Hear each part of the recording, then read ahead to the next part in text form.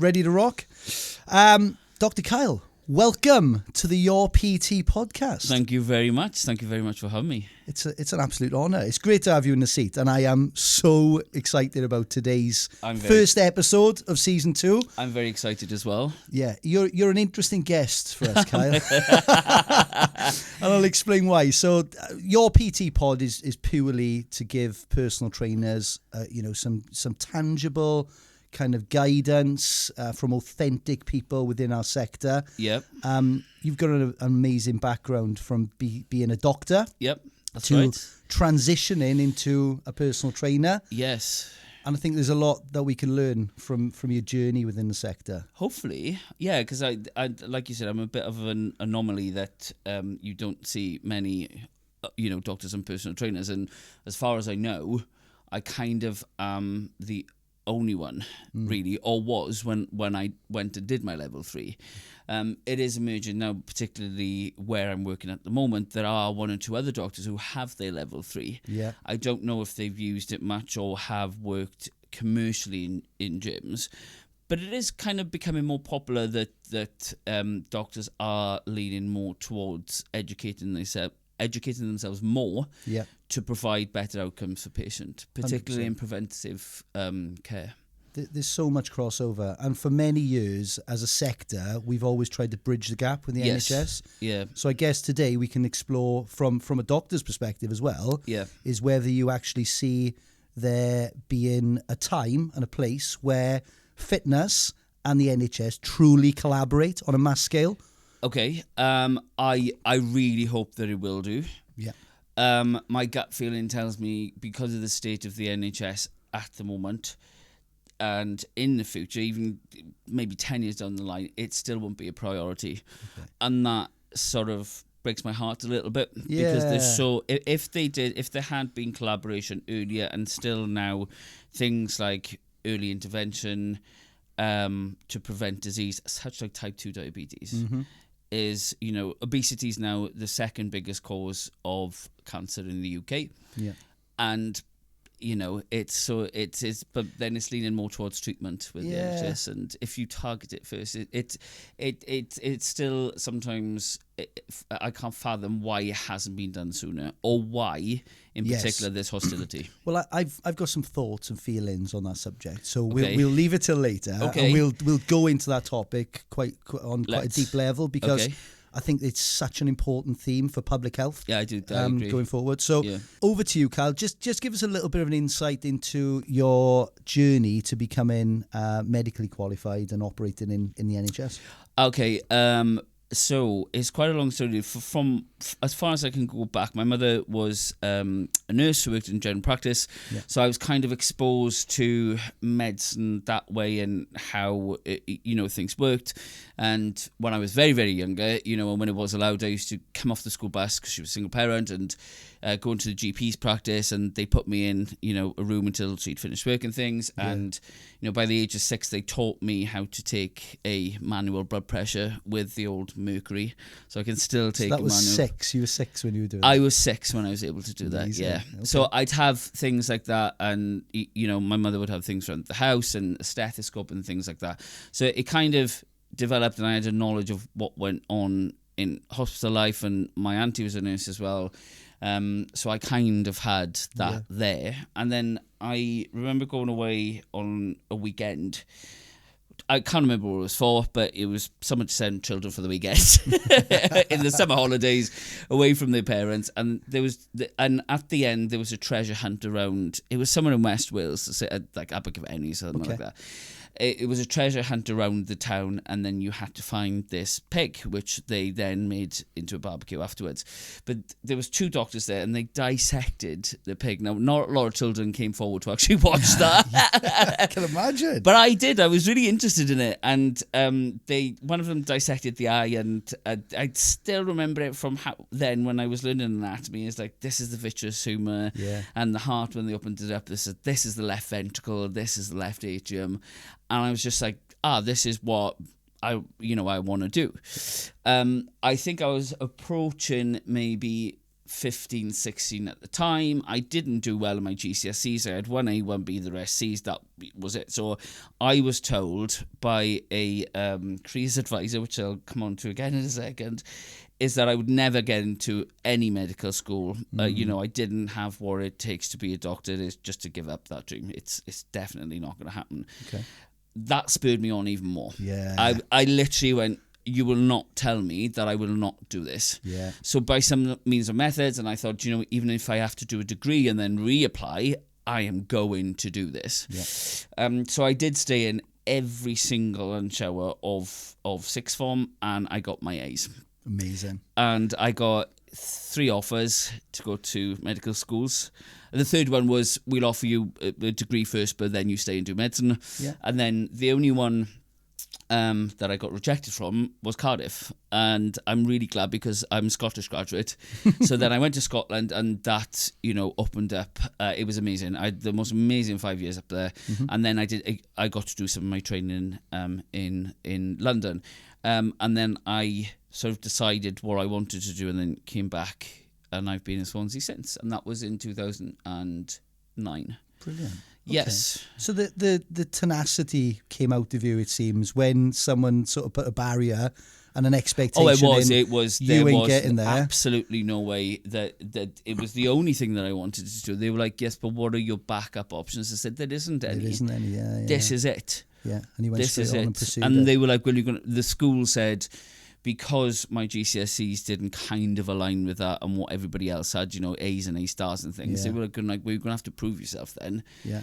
And I did. Absolutely. And what's the pathway look like then, Kyle, going from education into practice? So is it quite a smooth? The way some medical schools do it differently to others, but the way with the university I went to, I went straight from sixth form, straight into kind of lectures 6 days a week. Yeah.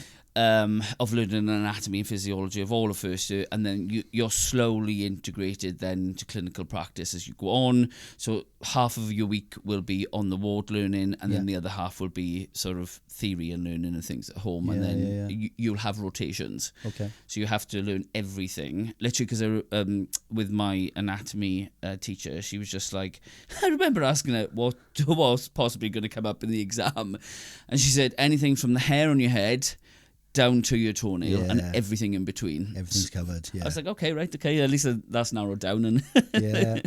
And what was your kind of specialism in? So what I did was with a lot of people, general public, go to say, "Oh, are you a GP?" Yeah.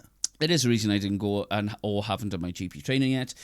But I stuck with hospital medicine. Yeah. So you do a kind of 2-year internship where you rotate between sort of medicine, surgery, and usually A&E or emergency medicine. And then I kind of stuck with that. So nice. my background predominantly is from a hospital setting. And doing something called acute medicine. So all the admissions that were medical, I used to deal with, and I used to admit all those patients. So I've seen a varied range of medical conditions and been around predominantly a hospital setting. Yeah. And then done a few things here and there. Brilliant. That's fantastic. And I guess the majority of people who end up working in hospitals, whether they be nurses or doctors, it comes from a place of caring.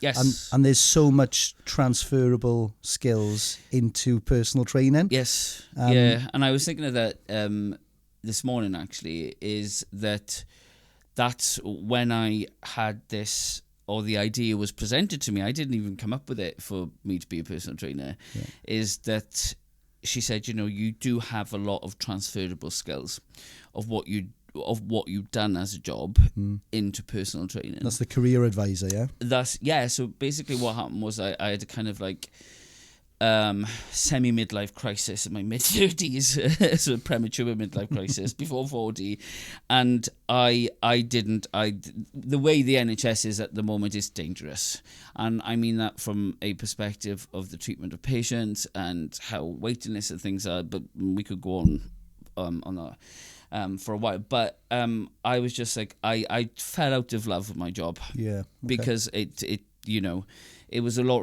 of responsibility, and still is for the doctors that are doing the same kind of thing, and I just couldn't give my patients the care that I knew they deserved. And that was because of time constraints, constraints of provisions that the NHS have, but I could not give my patients the care and the attention they deserved, and that's why I fell out of love with my job. Yeah. And I didn't know what to do, because you don't, as medicine, you know, other doctors usually marry doctors just because it's easier. You understand that, you know, about late nights coming home from work, weird shift patterns. I didn't know any other life outside of medicine. So the careers advice within the NHS, one, you don't know where to go for it. Two, it's not encouraged. And three, if you do ever get hold of them in some basement somewhere or log a ticket, then whatever advice they're going to give you is going to be NHS based. Related, yeah. That, you know, go into Hockey Health or something, or go into something, but still keep you within the NHS. Okay. So I contacted Careers Wales, or Careers Advice Wales, my apologies if I don't have the proper name, and with no expectations whatsoever, because I didn't have careers advice since I was 16. Since I came back and said I'm going to do medicine, I hadn't had careers advice then. It's probably quite common, you know. I imagine a lot of people are in the same position. Yeah, you know, possibly. haven't had any direction. Nothing. Yeah, and I just didn't know where to go. So I went there, or made an appointment with no expectation, because I hadn't had any careers advice since I was 16. And even then, I suppose I was obstructive, is that I didn't take on any other advice other than me saying I am going to do this. So I went with no expectation, and the woman was incredible. Oh, they were brilliant. So she said, there's quite easy, is that there's three options, is that you either try and fall in love with your job again, and that's still a dead horse.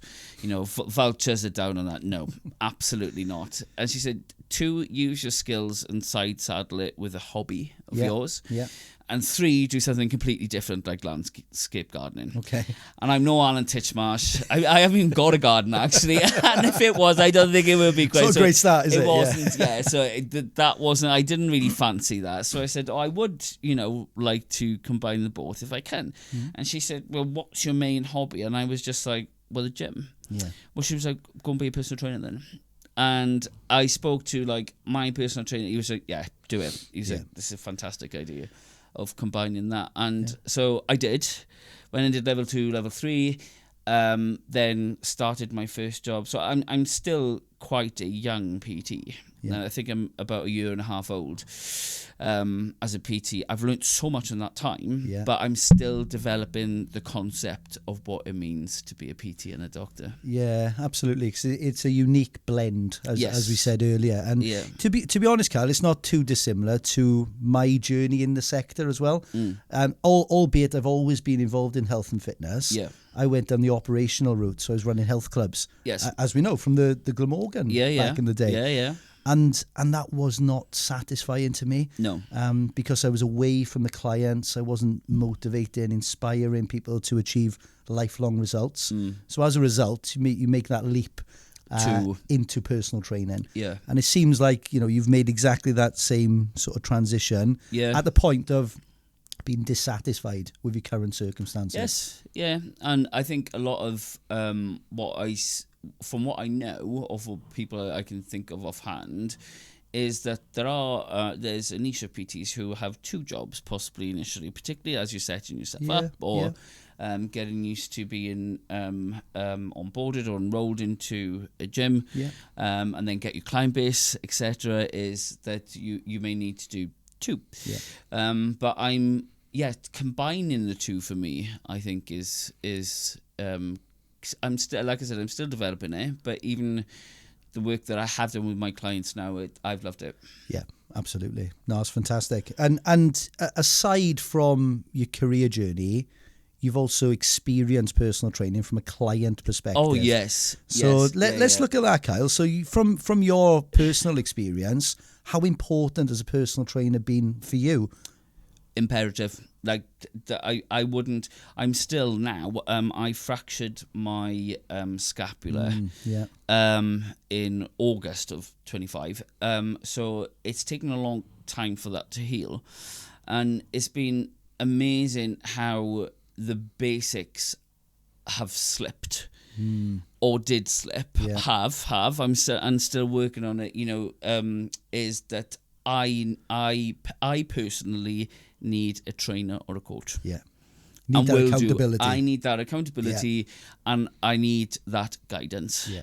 Or for someone to tell me that. And a lot of people on the gym floor in the last one I worked in were just like, oh, it must be so easy for you because you can do all your programs, you can do all your macros, you know, you can train and work. I was just like, who told you this? Yeah. I never once went on a machine and worked to work out. They were like, oh, you can do your workouts whilst you're in work. I was like, I've never done that.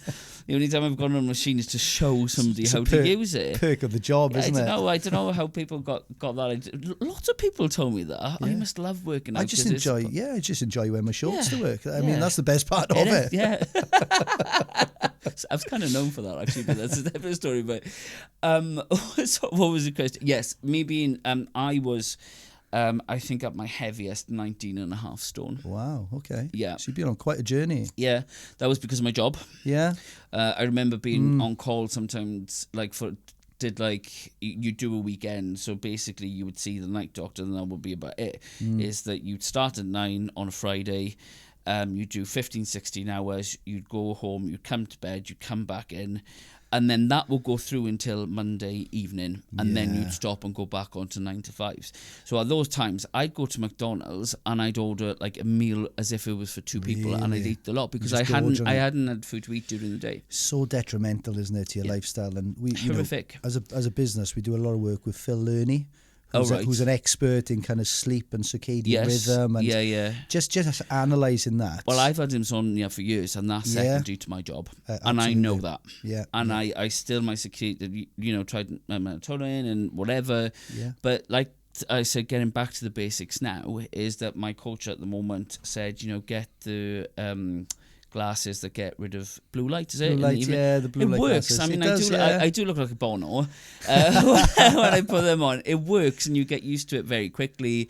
Use lavender in the bedroom. I thought, right, if I'm going all out again, which I need, it works. It's amazing sometimes that you think these little things aren't going to work, but they do. It does, and you need to be persistent with these little adaptations as well. So it's just fine margins, small percentages. It's like steps. Yes.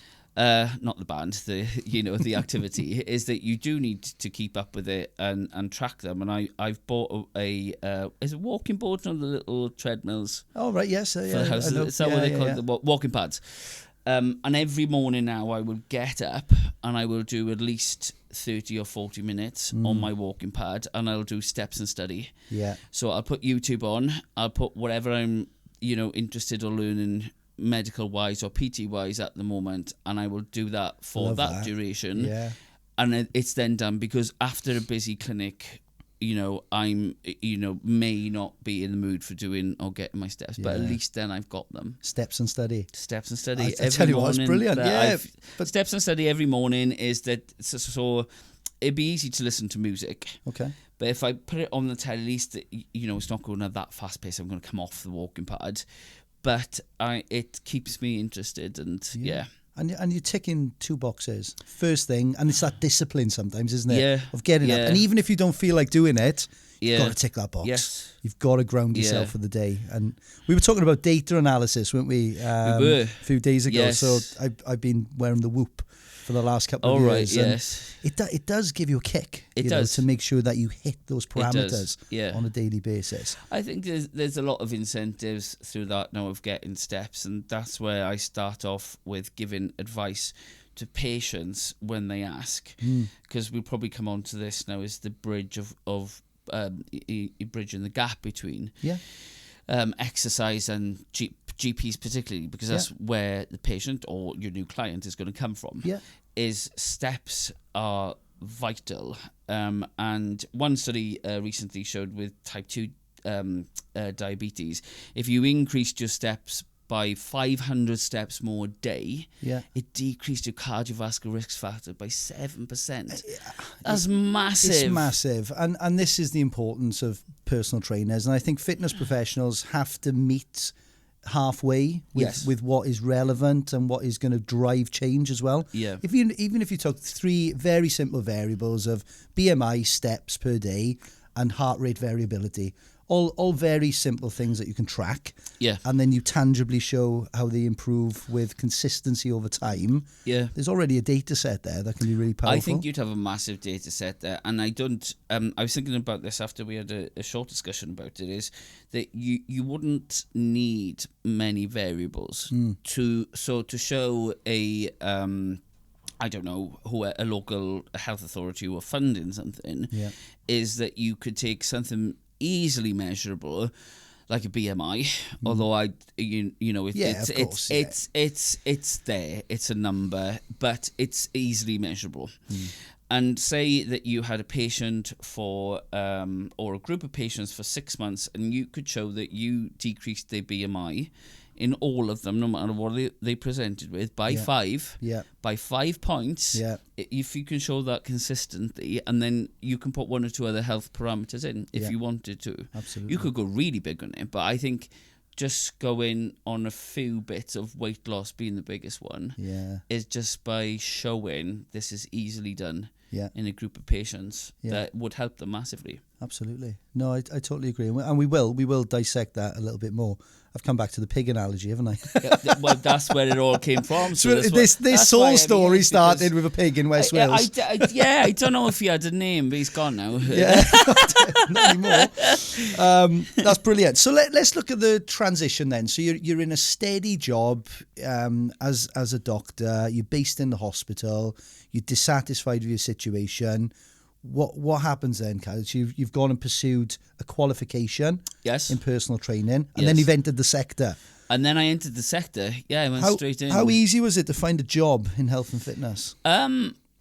Quite easy, to be honest. I think because of my my background, there's not many of me about. So my first job as a PT, where I did go, I chose that place particularly because I knew it well. I knew the people there. I'd gone there as a member.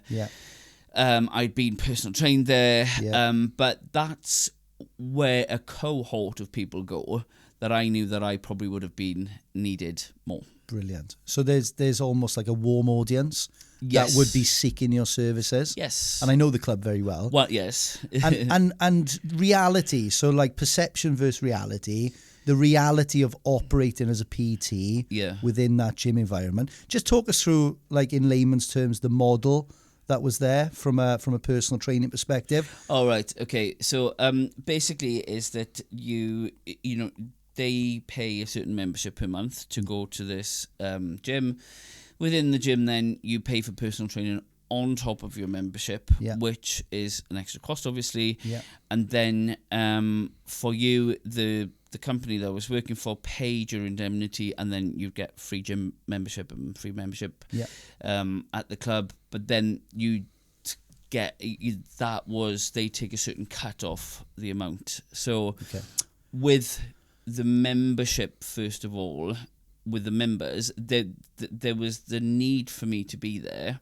However, that's what was a little bit odd, is people kept saying to me, I'd love personal training with you. I'd love to be able to, work with my condition to try and improve XYZ medical condition, but I simply can't afford PT on top of the other stuff. Right, I see. Which I completely respect and completely understand. It's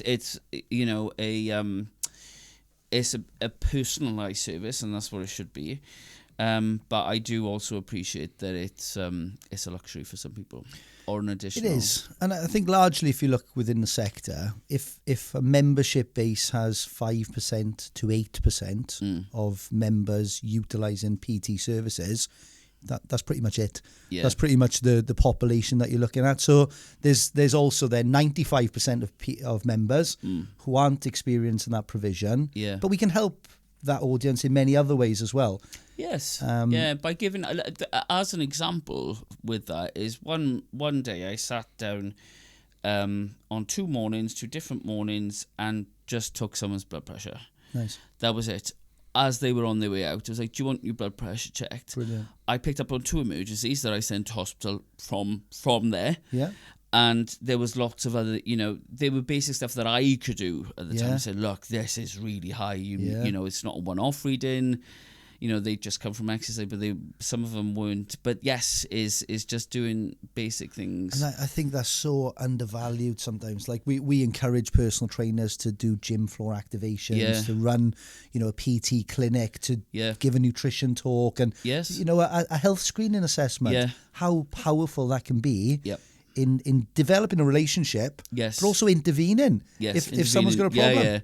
Yeah. With two of them, I was like, I'm not, I was like, you need to go to hospital now. Yeah. One of them that was known, they'd left like over the weekend, but I was like, you're in something called hypertensive crisis. You need to go to the hospital now. Yeah. And we've seen, I've been in the industry a long time, and sadly, I've seen it time and time again, up and down the country, those crisis situations happening, and then having to deal with it, and it's awful, But the interventions are huge there, Kyle. So, if you look at that first experience on the gym floor, yes, what would you say, just broadly, would be the pros and cons of that kind of job role from your perspective? Yeah, so with me doing it, and where the world is at the moment, is I could have gone straight online, and having the qualification, I wanted to do it as a classroom base, and I was very lucky. I did it in the local college, level 2 and level 3, because I'm more kind of an old school learning, and I learned from a classroom base, and we did it practically. So the practical exam was classroom based. So I wanted gym floor experience because I'd never had it. Of course. I didn't come from a sporting background. I hadn't worked as a level 2 prior to that. So people who are getting level 3 at the moment and not going out on the gym floor, for me, I would just kind of highly recommend it from the off. Because when it came to the level 3 exam, I was really nervous about doing the group one, whereas all the others in my class, that was the one they were really looking forward to, and they didn't want to do the one-to-one. Yeah, interesting. So I hadn't taught group classes exercise previously, although I taught medical students and things in groups. I hadn't taught exercise. It doesn't surprise me to a degree, because if you think through your medical profession, you are very much dealing on a one-to-one basis. Yes, so it is, comfortable exactly. With that. So I was bubble. Really comfortable with looking forward to do the one-to-ones. And when you build a rapport with a certain person, you build their trust, that's when you will get 100%. The most out of it. And that's when they will get the most out of the PT experience. Yeah. Because you instill that trust in each other. Yeah. If you're brand new to the sector, I firmly agree.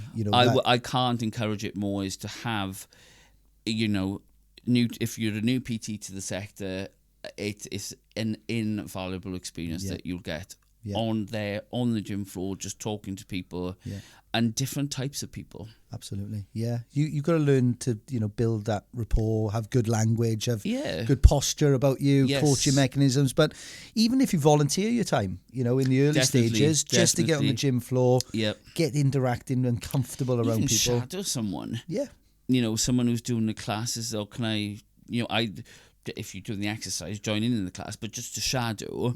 And whilst you're setting up a boot camp or something, is just say, so why are you putting these there? And when I used to do my setups, is that people would ask, oh, why do you put it that way? It's like, because I can monitor this and this one. And I think PTs who are fairly young to the industry, they should always reach out to someone more senior. And you'd be surprised how much kind of goodwill there is in the health and fitness sector. People will lift you up. Because we all want to achieve. I've never experienced yet hostility with it. That's good. Because you are you are your own advert in a way. It is that you are kind of, even if you work for a gym, that you are your own advert, and you are advertising yourself, but it's constant learning. It is. And that's an interesting point. So how important do you think that is for a personal trainer, Kyle, to actually be almost like the walking billboard? I think this came up recently. My personal opinion is that I think it's a big part of it, because it's what people see. And a lot of people perceive things on face value. We all do it. We all do it naturally as humans. But when I did the most recent gym I worked in, one of the managers said, don't worry if it doesn't, take off quite quickly. They'll suss you out. Yeah. And they did. That's so true. That's what they did. So true. He They'll said, just don't observe. Yeah, and they did. And I kind of noticed people watching me and what I was doing and the type of things I'm doing, because we're all different. We all have our different styles. Yeah. And again, in medicine, we'll all have our different styles of doing something, but it's the same concept altogether. Yeah, absolutely. And PTs can't lose sight of that. You are in the shop window. Yes, you are. And you will be there for the first couple of months of operating in the gym. And members are observing. Yes. They're trying to work out, does this person suit my aspirations? Yes. Yeah. Could we get on a personal level? Yeah. Are they going to stick around? They might have seen PTs come in and go in.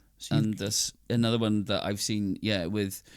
If there's a large turnover of PTs, you want someone there that that's kind of going to stay. Yeah, 100%. Okay. But I agree with, I do think it's a big part. And with my fracture at the moment, I know that I haven't been completely immobile and it hasn't immobilized me.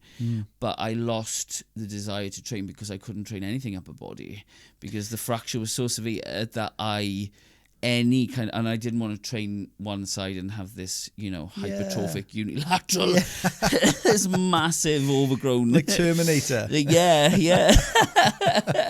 Because a lot of people said, "Well, just train one side," and I was like, "No, I just really didn't want to do it." Yeah. And I love a leg day, but there's only a certain amount that you can. 100%. Doing 3 or 4 a week, you do get sick of it. But I think we should be positive ambassadors for healthy, active lifestyles. Yes, always. Yes. And I think it is a very important factor, but I don't think it's the only determining factor of whether you're going to be a successful PT or not. Because I do believe that there are a ton of PTs within our sector who are on their journey and they have a really compelling story. Yes. But then you have to have the ability to convey your story. You have to convey that story, or you have to get that story across, because what people see on face value is they think, oh, well, they're overweight, so they can't be a good PT. Yeah. It doesn't mean that there's something in the background. Is probably for me is kind of more relatable. Is that I comfort eat with food and things, and I slip off the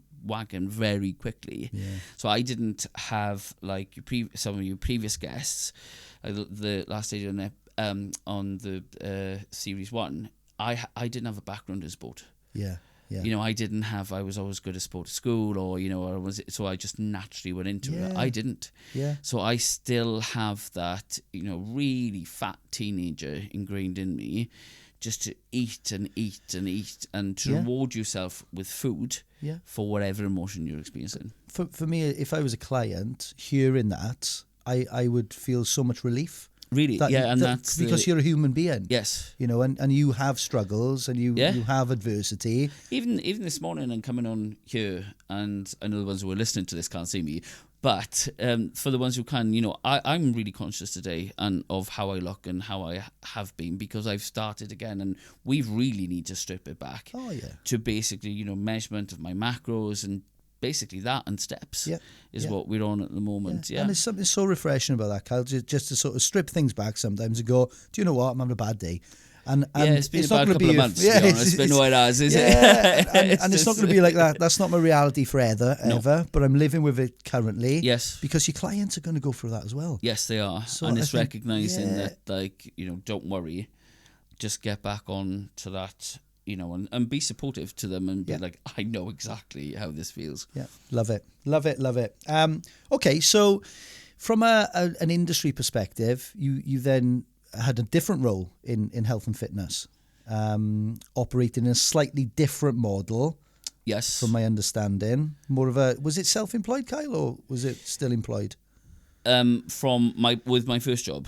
For your second My second, it was still self-employed. Self-employed, There was a lot more freedom. Okay. Absolutely loved that job, but you were contracted to work X amount of hours in the gym. Okay, so like in our world with your PT, that's considered like a hybrid role? Yes. So you've got contracted hours, maybe let's say 10 a week. It was 12, 12, oh, perfect. Yeah. So that gives you some stability. Yes. It gives you a reason to be in the gym. Yes, and you get paid for it. So that's a bonus. Paid for it, yes. But what a lovely introduction to the sector. If you're brand new, it just gives you that little bit of security. And what that did was it covered my rent. a month. Ah, nice. Okay. So my 12 hours covered my rent, Yeah. and then anything I could charge whatever I wanted to on top of that then. Perfect. For me, it was brilliant because I not only did I loved that job, and I've only kind of I'm so tempted to go back to it, and the manager said come back anytime, is that I was working 7 days a week. Yes. Okay. With my new job of what I'm doing as a doctor's role, and that kind of the hours and things with that one, and I kind of don't regret it now because I'm going to build up on it, and it's a shame that I can't just go and do the odd shift when they're down. Well, is there a world where that would work well for you, where you would just do self-employed personal training if you took the hours out of it? I think so. Yeah. Yes, I think I love my current job so much. It's private medicine, but I love it that much that I wouldn't at the moment divert from it. Yeah. But this is the kind of development of what I'm doing, and I call myself the PT doctor on social medias and stuff. It's kind of self-explanatory, but it's what it is. Yeah. And it's developing what the PT doctor is and what it does. Because in my mind, that coexists perfectly with your practice and PT provision. Yeah. But there are some restrictions in preventing you doing that. Yes, there are massive restrictions. Yes, you do have to become so they're called an independent practitioner. Yeah. So that's kind of the General Medical Council, which is our governing body as doctors. You have to let them know, or the CQC it is in England, but the Welsh version is HIW, the Health Inspectorate of Wales. They have to know what kind of practice you're doing. Yeah. So outside, so they don't need to know that I'm personal training. However, if I'm personal training and prescribing something, that's completely different. Okay. Yeah. Understood. Okay. But that's what I'm developing around. A good example of that is the GLP-1s. Yeah. So it's been a big conversation topic in the sector. Yep. GLP-1s, peptides, and I think what we're trying to do, particularly at your PT at the moment, is position personal trainers to have that conversation with the client. Yeah. And then just understand what their medical kind of journey looks like. Yeah. Is this a forever solution? Or is this a solution that's going to take you to X point? Yes. By working with a coach, then I'm going to take you to Y. Two-thirds of patients who go on a GLP-1 will relapse. 2/3. That's massive. The reason that 2/3 relapse is that, and it is clearly, so the BNF, the British National Formulary, is basically our drug bible of what we've got as doctors, that we can prescribe this medication for XYZ and at what doses. It clearly states in there for every single GLP-1, it has to be in combination with good diet and exercise. Yes, yeah. It should not be prescribed by any sort of practitioner that is prescribing those GLP-1s if it is not in combination. Yeah. And that's the problem. I mean, and that makes so much sense, doesn't it? Yeah. Because from the data that I've seen, there does seem to be a strong suggestion that the majority of weight loss is coming from muscle. Yes. Skeletal muscle. Yes. So with the peptides and ones that more kind of like with Lilly, who are the makers of Mounjaro, with retatrutide that's coming out soon, is that, they'll alter in basically the peptide and the way the proteins are mixed. It'll do the same thing. Yeah. But it's getting to a certain stage. But people who are using it and are having significant weight loss, which I have seen on them, which is fantastic because they're reversing, comorbidities they were developing, like high blood pressure, metabolic disease, type 2 diabetes, and the rest of it. However, if they then go into they are losing their muscle mass and not doing any resistance training, that's when you're going to run into problems. Absolutely. So combining the medication then with strength training. Yes. With a program. Yeah, and a nutrition plan associated with it as well. You have to get to a point where there's almost a tapering, weaning off. Yes. Surely for longevity, from a longevity perspective. There isn't any guidance on tapering at the moment. Okay. It's that's kind of like a more of an off-license thing, is that all patients that I have done with working in a different company before, is I've been like, look, this is your plan of coming off. Yeah. Because these are not forever. once you get into a rhythm, that's what going forward I want to promote. Yeah, absolutely. And that's what it's for. But then with commercially as well, if 2/3 are relapsing, it's in the interest, for some companies is just to prescribe it without doing that. Absolutely. However, they technically prescribing it illegally because it's not in combination. Okay. And without an exit. From your perspective, do you think personal trainers are the right people to have those conversations? Definitely. Yeah, okay. Definitely. Great. Yeah. Definitely. I agree. Yes, definitely. I agree. They're the ones that are going to set you up because, and in the defence of general practitioners, is that the Royal College of General Practitioners they don't really put out, or GPs aren't trained in what to say. This is the exercise regime you need to be on. Yeah. This is your particular resistance training that you need to be on for. If you're a male or female at a certain age, it's going to be massive. Yeah, it falls into almost like a bit of a precision coaching category for me. Yes. So I do believe the sector in the next 10 years will evolve to a point where you've got you've got personal trainers. Personal trainers aren't going anywhere. Yeah. Face-to-face, personal training provision. We need a strong workforce to serve the gyms that we work with across the country. But I do believe there'll be another category, a higher level personal trainer that will be formally recognised to deal with these sort of patient populations and specialist groups as well. Yep. We used to be there with like GP referral cycles. We used to get a bit of that going on, but it's kind of few and far between now. Like I said, I don't know why when I did my level 3 GP referral and examined that from that, I still don't see why there's that hostility, or why the provision of using PTs and the suggestion of it in gyms. And I don't know what needs to be amended for them to say, think about personal training and for that to be a part of the plan. Yeah. Because with many conditions, like depression, anxiety and things, the number one thing that'll be up there is exercise. Yeah, absolutely. Yeah. As a prescription. Yeah. No, I agree. And that brings us nicely on to the NHS fitness collaborations. That's broad. How convenient. Yeah. I mean, this has been a soapbox topic for so long. And there is, when you look logically at this, there's so much synergy between NHS and fitness and the interventions we can put in place. But for various reasons, they just bump heads and nothing ever manifests into something meaningful. Nothing, no. And also, I think you'll understand this more than me, Kyle, but the NHS seem to work in little silos as well. Yes. So what might happen in, Wales are different. It's health boards in Wales, isn't it? Yes. What might happen in Swansea Health Board will be different to Cardiff Health Board. Completely. Yeah, and completely different ones. It's because it all comes down to money, essentially. Yeah. But different funding, and it's who's going to put funding into this, and if one do it, another one doesn't, and then that's not fair and differs between counties and things. Yeah. So you mentioned at the start of the podcast, you would hope that there would be a collaboration, but you can't see it in the immediate future. Yes, it's just if I do just on observation over the last 10 years, nothing's changed. And I don't know why. It's bizarre that there's so many conditions and like statistics and things that come out and you think, well, why aren't you utilising a service that puts exercise at the forefront of reversible conditions?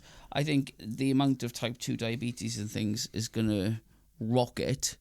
Yeah. And things like GLP-1s, yes, it'll bring down the weight, to avoid it progressing, but it's a reversible condition. Yeah. And is this a funding thing? It would be a funding thing. I don't know too much about it, but it's definitely a funding thing. Yeah. Okay. Is it, how much funding does, say, a local authority like our cohort one, how much do you give out to GPs and things to send patients to personal trainers? Yeah, absolutely. Okay. Because the kickback is a sector that we often find, and it's a false objective, it's an objective, is there's not enough data. There's not enough proof. Right. And to a degree, I get that. Yeah. But you only need a small, we've got 600 PTs across the UK, so... That's enormous. What the NHS and what, people who govern where money goes and why is that as scientists we like proof.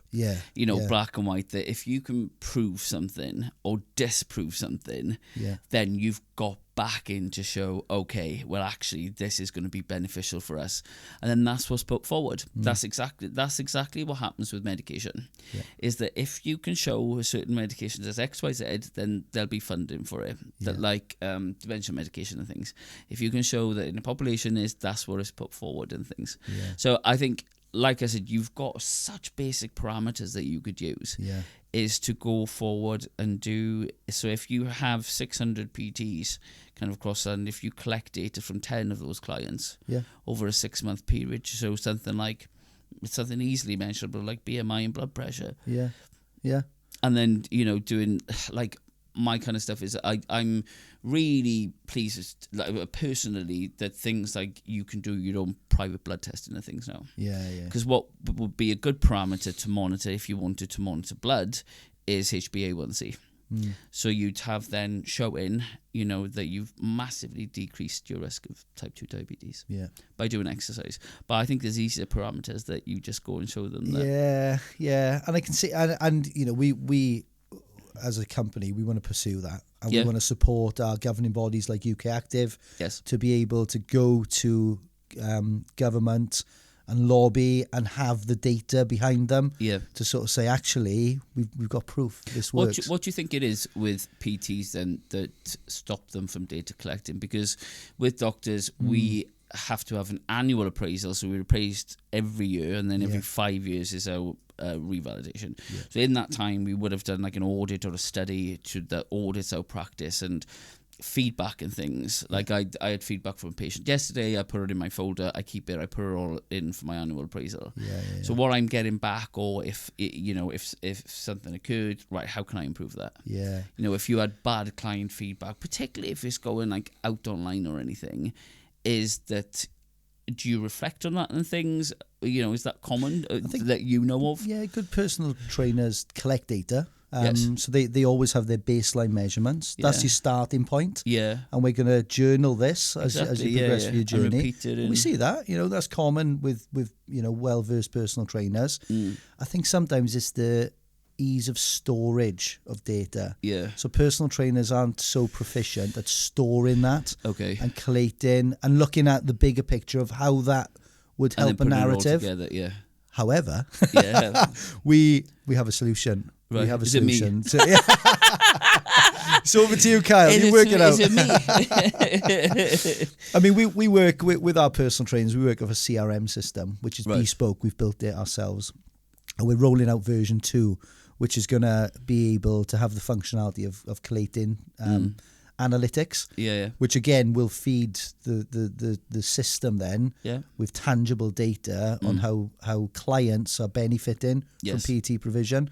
So I'm a solver, right? So myself and my business partner Aaron, we are solvers, and kind of the mission of the business is to elevate personal trainers from a professional standpoint, and to also encourage these participations in this. I think that's amazing, is to elevate them, because I didn't feel very well supported when I became a PT, and it's having that my that I have just come from, definitely, is that I had that support. Because if you do feel unsupported, much like being a junior doctor starting or a new rotation, it's just you don't know what the hell you're doing. Is it can feel daunting, and you do kind of think, oh my God, is this the right decision? And it'd be a shame if you did your level 3 coming from something like I've done, like that you are a physiotherapist or a dietitian, and you have these little groups of professionals that come in, and then you just don't use it. I totally agree. And I think to use kind of like data and to put it together and be like, oh, this is encouraging. If you can show something, then it's definitely the level that we need to get to.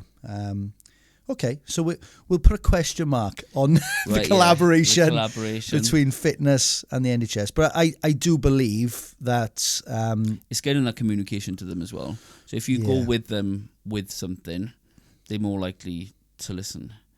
But it's bizarre that hasn't been better integration of both. I just find it really bizarre. But we're in the weeds, aren't we? We kind of see it, we know it. I think sometimes you look in from an outside perspective, and you just think, it looks like an absolute, storm. We don't want to get involved in it. But I think a little bit of clarity on what we're delivering. And keep pushing. It's not as if it's pushing for something dangerous. Yeah. Pushing to improve someone's health or to help. What's the worst that can happen? Eh? Yeah, well, they get better. Yeah, that's it. Yeah. Yeah. No, that's perfect. And I think that's why you're bringing such a lot to the table today, Kyle, because you're looking, you're coming from a client perspective. Yes. You're coming from a medical perspective. You're coming from a PT perspective. So you see the full circle, the ecosystem that is personal training. Yeah, and I'd seen it from many perspectives. Like I said, I'm starting again. Yeah. Do you know what I mean? I need to build my strength. My strength has gone from not using or training upper. So I need to build my strength again. I need to get back on track with my macros and mine. So I'm still very much, from that side, a client. Yeah. But I'm also a PT that, I'm giving my patients this type of kind of like basic advice out and saying, right, you need to really implement this. Yeah. And this is what you kind of need to do, or this is what you need to go and look for in a personal trainer in a gym who does this. And then the third is just being a doctor generally. Absolutely. Well, you're carrying the gravitas straight away, aren't you? I think that's maybe our next recruitment strategy is to go into the NHS, get into those dungeons, speak to the career advisors. Yeah, well, we still don't know where they are, but I'll find them, Kyle. Don't worry about that. That's amazing. Well, listen, we're sadly coming to the end. Oh, really? I know, That's not really fast. Goes quick, doesn't it? We're coming to the end of the podcast. I've really enjoyed that. It's been amazing. I mean, so much value, throughout the session today. But we have a rule on the RPT pod is leaving the last word to the guest. Okay. So no pressure. But what I'd just like to gather to wrap things up. Obviously, you're well versed in academics. You've read and researched a lot over the years. If you're thinking about the personal training sector, are there any like podcasts or literature or books that you would highly recommend for a personal trainer to? For a personal trainer? Yeah. This one, obviously. Of course, that's going to be top of the list. Will be top of the list. For a personal trainer, I think, and what I like to do is get a broad and varied. So I will listen to a broad range of podcasts, and maybe for like 5 or 10 minutes about certain topics or whatever. Okay. And then I'll start to kind of divert on ones that I take more of an interest in. Yeah. Or it's much like watching a television channel or program is that you're more drawn to certain stuff. Does that make sense? Are you drawn to the subject or to the host or the narrator? Both. Okay. Both. Yeah. Both. Yeah. Because then I'll kind of, when I'm doing my steps and study and things, I'll listen to it, watch it and remember it. Yeah. Fantastic. And that's what will stick with me. Okay.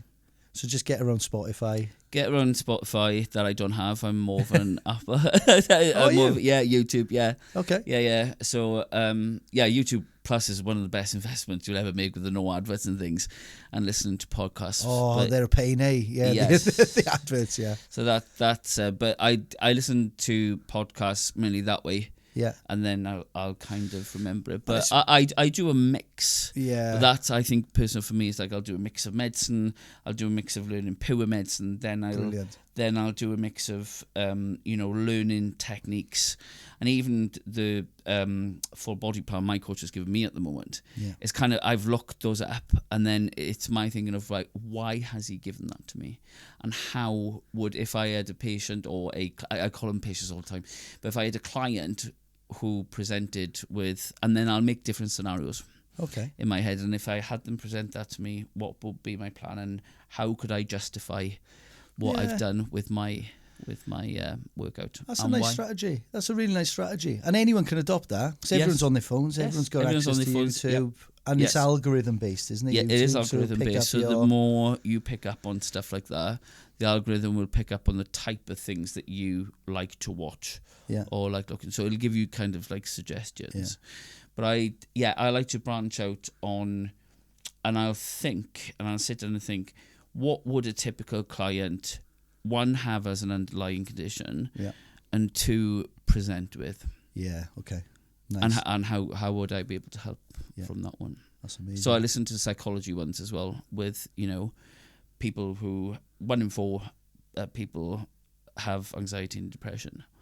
So they are going to present to it with you. So maybe I'll watch a podcast on that, and then you can sort of, with your patient, be like, oh, I listened to this. What type of stuff? Yeah.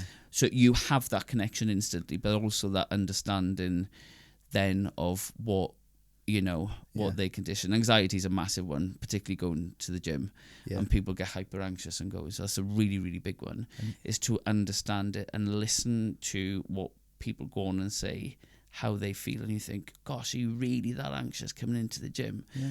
But then, because I've walked into one every day for I don't know how many years, it's second nature. I know. So I like to get it from a perspective of someone that isn't used to it, and then listening to that and thinking, wow, I've really got to keep that at the back of my mind when I do see new clients. Is this may be the first or second time and they're absolutely petrified and I haven't got a clue what any of these machines do. 100%. And I think we can do a much better job of reaching the hard to reach members of the community, inviting them, making sure that they're comfortable and they know where everything is in the gym. I think that's the first thing that people will be reluctant to do any kind of exercise or particularly go to a gym, is that they just don't know what's in there and how it works. Yeah, absolutely. And there's me talking about algorithms, like I know what I'm talking about. Yeah, but with algorithms, I don't know much about this, but with texting, basically it will, that kind of stuff, you don't need to hashtag anymore. Hashtags are out. Oh, are they? Right, yeah, hashtag out. So the hashtags are gone, so you used to be able to click on a hashtag. You can't even do them now, can you? A hashtag? I think you still can. You can do that, yeah, but no one looks I think at it's them. cool to put like 2 or 3. And I haven't been on social media in a long time. But when it does go on, it's cool not to do 2 or 3. Okay. Not like 79 like some people used to do. So, but basically what it will do is, if you are looking for the same kind of thing, as an example, if you are looking at sort of leg training and want to improve your legs, when you go to search, that's all it will show you will be reels of people training legs. Yeah. Got you. And then if it changes slightly, that you've typed something different or you've watched something different, that's basically what we've got the marketing team giving us daggers now. Yeah, it looks. And that's as much as that. That's what mine does anyway. Yeah. That's what mine does. That's amazing. But yeah, it's great. I think that's such a basic, and it feeds into your steps and studies that you do in the morning. It does feed into my steps and studies. Perfect. Because it comes up then as a suggestion of what it would be, and I'll start watching it, but actually this is really interesting. Yeah, so I've got a lot of endocrine stuff because I'm doing a lot of hormonal stuff at the moment with work. But anyway, with hashtags and social media is, I think what I would like it has its pluses and minuses, which is for a different podcast. But with social media, I think it would be nice, like you said, with PTs, integration and kind of lifting you up or giving advice. I'm more than happy, like I'm on social media as the PT doctor, is to message and collaborate and be like, that's what I love is like, I have this client with what's your ideas of this? Or that's brilliant. And you've got an open door policy with that. I have, please send me a message. We'll add that to the description of the podcast. So people please do if you're a PT that's from your PT that wants to message and thinks, because you never see a parquet anymore now, do you? Well, you do. If you're your PT trainer, you do. Well, you should do. I haven't seen one in a while, but if there is a certain type, I don't mean it's getting that integration. It's or if you've experienced hostility, in like the GP referrals is writing to a doctor. It's easy for me to do. Absolutely, absolutely brilliant link. I fully encourage. But if there's PTs that but that's the level 3 of the GP referral, is that you have to write a letter. And write to me if you've experienced hostility. Fully encourage it. And I think it's the start of a professional relationship for us as well, as we we got the same mission. So I think working together is really important. Thank you so much. Thank you so much for having me. It's been an honour hosting you. Thank you so much, James, for having me. I've really, really enjoyed. You've been a brilliant guest. Thank you so much, Kyle. And look forward to the next steps. Indeed. Legend. Mate!